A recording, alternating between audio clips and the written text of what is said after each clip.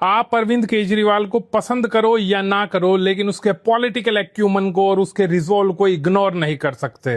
Love him और hate him but you can not ignore him. बंदा जिस चीज के पीछे पड़ जाता है उसको ठीक करके ही दम लेता है, और वो भी गुंडई से नहीं, गांधीगिरी से। भगत सिंह, बाबा साहब अंबेडकर और महात्मा गांधी सबकी शिक्षाओं को आत्मसात कर रखा है इस बंदे ने अपने अंदर। पहले ईडी के पीएमएलए कानून को फिक्स किया, फिर जस्टिस स्वर्णकांता शर्मा की कोर्ट में गांधी को इंस्पिरेशन बनाते हुए जो लड़ाई लड़ी, वो आने वाले टाइम में पूरे देश के लोगों के लिए एक नजीर बन के उभरेगी।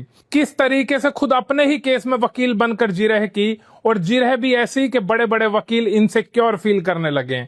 इस क्लैरिटी के साथ अपनी बातों को रखा कि जस्टिस स्वर्णकांता का कन्फ्लिक्ट ऑफ इंटरेस्ट पूरे देश को एक सेकंड में समझ आ गया। उसके बाद भी मैडम ने केस से खुद को अलग करने से मना कर दिया, तो भी हार नहीं मानी शेर ने। फिर गया वो इस दुनिया के सबसे बड़े राजनीतिक संत महात्मा गांधी की शरण में। गांधी ने कहा सत्याग्रह करो, तो करने लगा सत्य का आग्रह।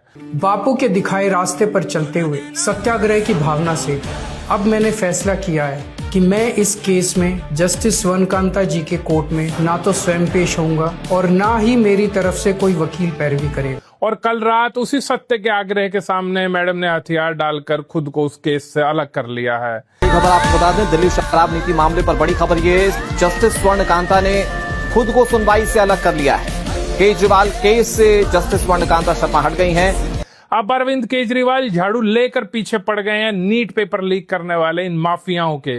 मेरी नजर में केजरीवाल कोई परंपरागत नेता नहीं है, वो इस देश की राजनीति को साफ करने वाला महज एक ईमानदार सफाई कर्मी है। मुझे पूरा यकीन है कि केजरीवाल इस पेपर लीक गैंग का भी सफाया करके ही मानेगा, इस लड़ाई को भी एक लॉजिकल कंक्लूजन तक पहुंचाकर छोड़ेगा। केजरीवाल के अंदर भगत सिंह की दिलेरी भी है, बाबा साहब का समता मूलक समाज बनाने का सपना भी, और महात्मा गांधी के अहिंसा और करुणा भी।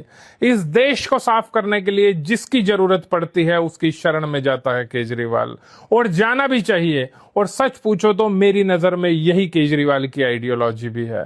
जय हिंद के लोग।